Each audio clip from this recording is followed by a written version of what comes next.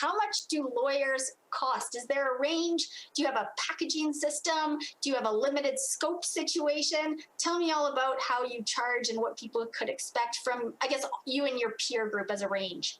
Yeah, so most firms operate a little differently than ours. Most firms will give a person a price plus disbursements, but not really explain what the disbursements are.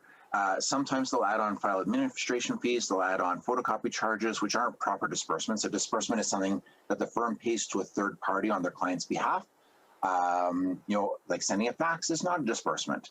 And I've seen some funny things where partners of a firm form a number company that buys the title and buys the tax search for $6 each and sells them back to the firm for $35. That's not okay. It shouldn't happen.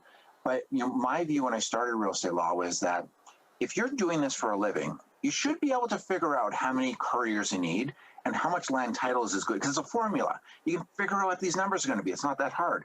And so we like on our website, we publicly display what our fees are, and they include all the usual disbursements. So sometimes I'm sure we lose clients because they say, well, they're a little more expensive, and then they get their bill from the other firm. They're all mad because, that didn't include the disbursements.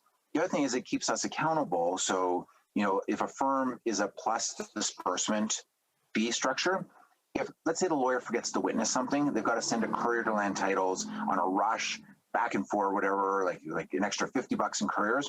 They just add that onto their client's bill. It doesn't matter. Like us, that comes out of our pocket. So like we're encouraged to keep things going efficiently. We talked about title insurance and how some firms just throw it on their client's tab. So like title insurance does offer some protection to the lawyer when a client has that policy. But if you're doing your job, you should be doing your job, and you don't have to worry about it. So, like some of those firms will be just throwing it on and adding that on as a disbursement for the client's bill without getting their permission to do that. So it's there's all of map, but there's a pretty tight range. And real estate law is really it's not a higher margin area of law. Like there's a lot of competition in it, but there is a big difference between someone who is working from home, maybe without support staff, and they might not be able to provide the same level of service as someone that's got like a full team being able to address all clients' issues.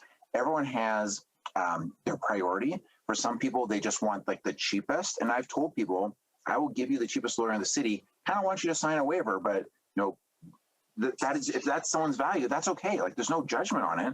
Some people will buy like crappy tools or cars that are going to fall apart, or whatever. Like everyone has a different choices.